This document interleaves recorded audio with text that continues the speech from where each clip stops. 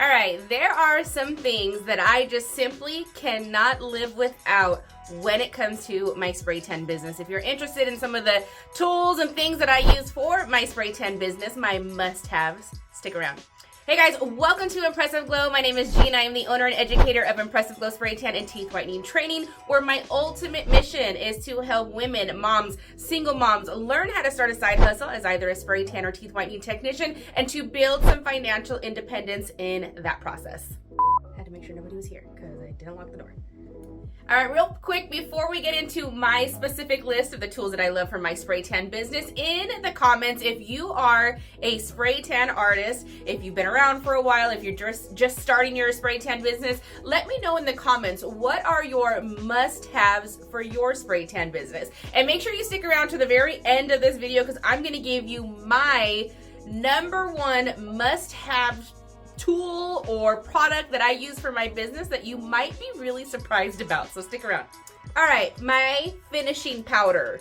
I gotta restock on this. But my finishing powder is one of my favorite products and tools that I use in my business. It's a must-have in my business for a couple reasons. I want to make sure that the whole experience for my client is flawless. So my finishing powder, make sure they're not sticky. It has a beautiful smell to it, and it has a little bit of shimmer. So when they go outside, they're kind of glowy. So that finishing powder is absolutely amazing. My specific recipe is very simple, but I only give it to girls in my training program. So I'm sorry, I don't give out my finishing powder recipe, but simply Google it. If you just Google spray tan finishing powder recipe, you can find many recipes on Google, on Pinterest, on TikTok, all the things. But my specific one is very small amount of ingredients. I make it very special and I have a specific scent. I actually also offer it on my website, impressiveglow.com, if you want to try it out. All right, of course, blending brushes. Now, not just any blending brush, but I'm a little biased towards the Impressive Glow Dual End Spray Tan Blending Brush, where we got a dent side for our blending of the body and our thick finishing powder side for our finishing powder application. Now, I have seen some comments. Susan, I don't really know if that's her name, but there's been some comments on here when I talk about blending of people who maybe have been in the spray tan industry for a little while and haven't grown with some of the technique that's happening, where people say if you just do good technique, you don't need to blend. That may work for you, sweetheart, but I'm a believer. You need to blend your spray tans. If you are not blending, we're not getting flawless, if you are not blending, we are not getting flawless application. You can't apply a spray tan to where it looks like it's coming up natural from a wrist or up through the legs. You gotta blend it. So I am definitely a fan and must have of spray tan dual end Impressive Glow brushes, which you can also find on my website. All right. Another one of my favorite must-have products and tools that I use in my spray tan business are multiple cups. I'm only holding 3 because that's how small my hands are. But up in this little container or in this little shelf that I have for all the custom spray tans that I do, because all of my spray tans are custom. I'm mixing solutions, I'm mixing DHAs, I'm mixing percentages and bases and all these different things. So obviously I can't pour them back into their original bottles, nor would I really want to. But I purchase extra cups so that I can have an array of all the custom spray tans that I have done. I write what's in it, I write the date that I poured it. If I haven't used it after about 2 weeks, I can go ahead and I can flush it. It stays pretty good. As long as it's not in direct sunlight, it can stay on my shelf for about 2 weeks if I haven't used it. But because my turnover is so good and so fast, the custom spray tan that I poured today may work for somebody tomorrow. So I never want to pour solution away until the very end, but having multiple cups is definitely helpful to be able to customize and use all the solution without wasting it. All right, if you've been following me for a while, you may have heard me go on a little bit of a rant about this particular tool. Black towels. Specifically black towels. Let's have a conversation as to why they have to be so specific to be black towels. One, we don't want any color transfer. If we're using a solution that has a little bit of a more pigmented bronzer, we're not getting solution all over if a client is wrapping up in it, if the overspray is on top of that towel. But this is the most important reason for aesthetics. Yes, for aesthetics. If you have your spray tan tent popped up, or if you're taking before and after pictures and your client is standing on top of a beach towel or a towel that has a color, and all my focus now is going towards that towel. I am no longer looking at your beautiful spray tan or the beautiful tan lines. My very simple-minded brain, which I think a lot of us have, is really going to the surrounding areas of that picture, and I'm trying to pick out flaws of the picture, and I'm getting distracted by designs and colors, and if it's messy, and if there's like, keep it simple. Black towels.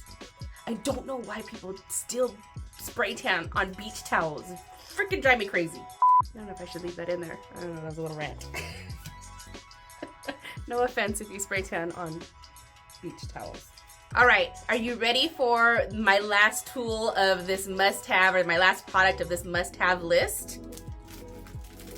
Disposables. Disposable bras, disposable thongs, and pasties. Let me explain why. Especially for first-time clients who come in, oftentimes, even though you may tell them, spray tan in whatever you want to spray tan in. You can wear a thong if you want to. You can be naked. You can tell them all the things. But oftentimes they're still very insecure about their bodies. So they're coming in thongs that may have like a thicker strap, ones that have lace on them that's going to create a design, maybe a sports bra or a bra that has a little bit of a thicker strap because maybe they're a little bit heavier chested. And when they come in, and if I know my ultimate goal is to have this client wake up tomorrow morning after their first rinse and feel absolutely amazing in this spray tan, I never want them to regret the choice of what they wore. Let's say she has that lace and now she's got this funky design. Let's say she had a bigger, thick of a strap or a thicker part of that thong, and she wakes up and she's like, oh, I really wish that I wouldn't have worn that. Or I wish this would have been a little bit thinner. Or I wish I didn't have the straps here. I should get a strapless bra. I want to be prepared for everything.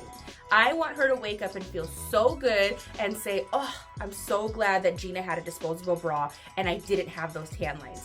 I'm so glad Gina had a disposable thong because now I didn't have the lace part. Once they get here and they meet me and they meet you, we're bringing down all those insecurities, right? So I'm not trying to convince them, well, maybe I am, but I want to explain to them, look, I don't want you to wake up tomorrow and regret anything about this spray tan. I think you'll love the thinness and the sexiness of this thong, or not having straps. So being prepared with those things, it literally makes you look like a spray tan artist who's thought of everything. And when she wakes up, she's going to be so happy that she decided to take your advice to wear those disposables and not wear what she originally wanted to come in that she was insecure in. All right, so I hope you enjoyed that list, but really quick, did you notice that I didn't bring up spray tan solution? I didn't even bring up any equipment, because those are things that I see, especially new spray tan artists, think of and overthink those types of things. Let me tell you, you can be an okay spray tan artist, but if you take this list and things like it into effect and really put your client's experience at the forefront of all the thoughts and decisions you make in your business, they will come to you over and over, and you will create a loyal clientele because you are constantly thinking of what their experience is going to be and how to make it flawless for them. Yes, you can pick the right solutions. Yes, you can have really good equipment, but these other things is what sets you apart from the spray tan artist down the street who may be using the same solution you are, who may have the same equipment that you have. All of the things that you put into detail, like these types of things, are what is going to build your clientele and have people coming back to you time and time again. I hope this helps. Thank you guys so much for watching all my videos. I love the girls who keep telling me that they're binge watching all of my videos. I think it's really cool when you guys send me pictures or DMs on my Instagram of you watching my videos on your TV. It's weird to be on people's TV.